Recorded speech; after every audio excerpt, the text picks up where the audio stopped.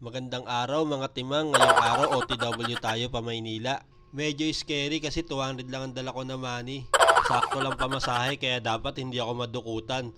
Babalikan ko kasi yung agency ko na hindi pa binibigay yung 13 month ko. Usapan namin 3 months lang pero parang 10 months na wala pa din. Tapos ayan, unang 20 minutes traffic agad. Bad trip pa ako sa bus ko na nasakyan. Hindi ka lang lalamigin sa aircon, lalamigin ka pa sa tubig. Napakaswerte ko naman, napakalakas ko naman kay Lord. Alam niya kasing wala akong pambilin tubig kaya tinapat niya ako sa may pumapatak. Tapos ayan, paglagpas namin ng PTEX, buti na lang maraming bumaba. Nakalipat na ako ng upuan, hindi na ako nababasa.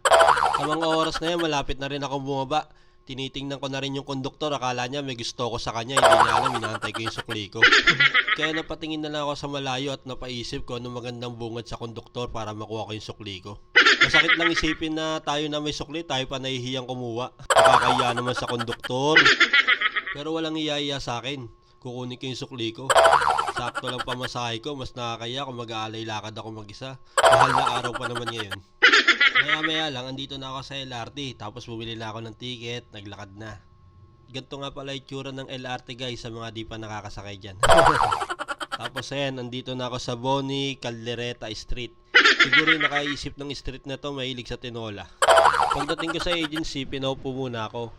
Sabi sa akin, magantay daw muna ako. Ilang buwan na ako nag-aantay, ang sakit-sakit na.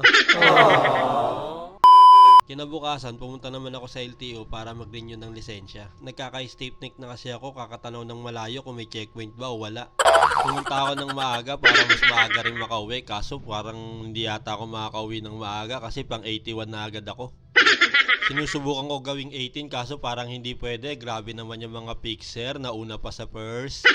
Grabe init, alas 9 pa lang. Summer na talaga, dapat nasa swimming ako eh. Tapos ayan, step 1, medical. Step 2, humarap sa pinto at magantay. Step 3, pumasok ka sa pinto tapos magantay ka ulit. Step 4, pumunta ka sa karinderya, maghanap ng ulam at kumain ka muna kasi matagal magantay. Step 5, pagtapos mo kumain, umuwi ka na kasi wala namang PBC ID. Tapos sa yung anak ko umiiyak, hindi daw niya ako love-love. Ano ba yung guguntingin mo?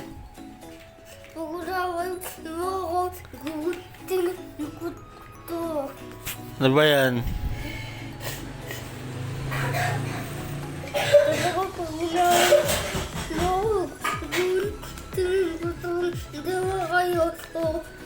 Aalisin mo ako sa drawing mo? Oo. Eh wala na ako sa drawing, hindi na yung family. Kasi mama, di ba pa? Tingin ko nga yung drawing mo. Dati ba to eh? Oh, happy family yan. Ba't mo ako guguntingin? Pag inaway ka. Oo. Tingin. Ba't ang dami ba't ang dami? Gusto niya happy family. Hindi, ba't ang dami anak? Gusto niya maraming kapatid. Yan nga pala yung drawing ng anak ko guys na happy family. Advance siya mag-isip, 6 na agad na kapatid. 4 nga lang, nahihirapan na yun. Ano pa kaya? Dahil hindi na siya malungkot, ayan, nagbanding na sila. Gabi na rin kaya pinag-computer ko na para hindi na lumabas. Yun lang guys, salamat sa panonood. Pa-share naman, salamat!